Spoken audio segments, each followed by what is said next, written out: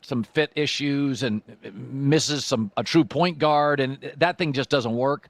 But KD was on the Draymond Green podcast and talked about he was the guy that nixed the KD to the Warriors deal because it was there for him.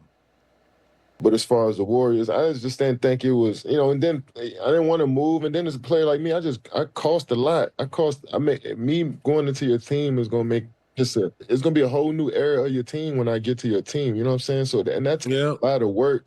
And change through the season, like I'm still of value. You know what I'm saying? Especially in my contract and just my production, that me just getting up and moving in the middle of the season, it's going to be a big blow to any team I'm going to. It just don't make sense for either side right now to go through that.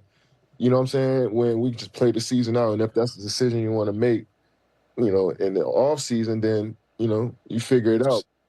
Yeah, I mean, that makes sense. I will say, don't you now? What are you looking at? What don't you like about? Because I think Phoenix is broken. Wait, maybe I misheard. Did he just say it would be very difficult if I just changed teams mid-season? That team would have to be blown up. We just saw Luka Doncic get traded mid-season. Jimmy Butler mid-season. Both those teams are thriving now, Colin. What the hell is he talking about? Well, it would be too difficult for me. Who? Kevin Durant. What are you even talking about, dude? Well, I thought Jimmy Butler was the perfect fit. I thought he was a perfect fit. I think Luka fits LeBron.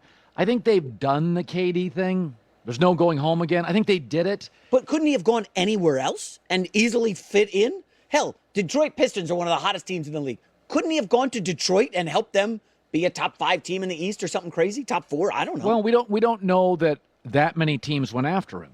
We know that Golden State was interested, and I think his take was, I've done that, which is it's there's certain places in my life I've been. There's no reason to go back. I get I don't need to do that again. I think Kevin Durant really wishes Phoenix would have worked, and it didn't, and it hasn't, and they're missing a point guard. And is now some of that on Kevin Durant though? I don't think he's been the problem. I don't think sometimes like the Bradley Beal thing did not work. That just didn't work. I thought it would. It did not. I watched them play against the Bulls, and it's so obvious when you watch them in person as you have Durant in the corner and Boozer on the wing, and when they try to initiate the offense, it doesn't work. And so they need a point guard, and Bradley Beal's more of a 2-guard. Okay. So the Phoenix thing's not going to work. Colin, last night, they lost a game 151 to 148. Okay, they had 5 guys score 20 more points. I think they shot 57% from 3. And they lost. They got bigger problems than a point guard. Buckets. I just want to hoop. Like that's been his line forever. But that's some players. That's what they want. Bro, he's 36 years old. Well, it's almost over for KD. You got no more chance for it with legacy or whatever crap you want to call it. I find myself defending him. I don't know him, but I think he's a different personality. And if you inherit him or you trade for him, just know what you're getting. Okay. And he doesn't want to be like in Brooklyn. He's like, hey, man, I'm going to give up on this dynasty because I don't care about trophies. I'm going to go play with my friend. I didn't get it at all. I did not. It did not work. But that's who he is. Right. I'll give you a team. People, what Maya Angelou say, people tell you who they are. Listen. Yeah. He's telling you who he is. Hour 3, we're going to the NFL Combine. Coaches and GMs are putting their thoughts on the record after the Packers. Well, Sirianni discussed all the narrative surrounding the play. This is fun. It's a skill that our team has because of the players that we have, the way the coaches coach it. There's just so much time put into it. The fact that it's a successful play for the Eagles and people want to take that away, I think is a little unfair, a little bit insulting in that sense of that, because the guys work hard at it, we work hard at it. Yeah, some interesting numbers here. All right, so let me remember, hear the they numbers. had Kelsey at center, and when he left, everybody was like, oh, that's a huge loss. They still did a lot of tush push. The numbers, the Eagles have run it 108 times since 2022. The second most team, Buffalo Bills at 55. So half, basically, of the amount of times the Eagles have run it. Third most team is your Bears, 16. Basically, the Eagles are the only ones doing this. The Bills are trying. It failed miserably against the Chiefs. So why would everybody want to ban it? Why don't they at least try it? Well, I think there's a couple of reasons. Jalen Hurts squats 600 pounds. He is a unique player for it, and he's also short. So you get this like power lifter body behind the best offensive line in football. So some of it's just personnel realities. A lot of it's that. Most quarterbacks, Justin Herbert 6'5", Josh Allen 6'6", or they don't squat 600 pounds. They're big targets. Like Josh Allen jumping over the line is a huge target. Nor do they have the offensive line. So Philadelphia has this uniquely built quarterback, short and a power lifter body, and then they have a great O-line, so it works for them. That's the argument to keep it, is they have personnel advantages.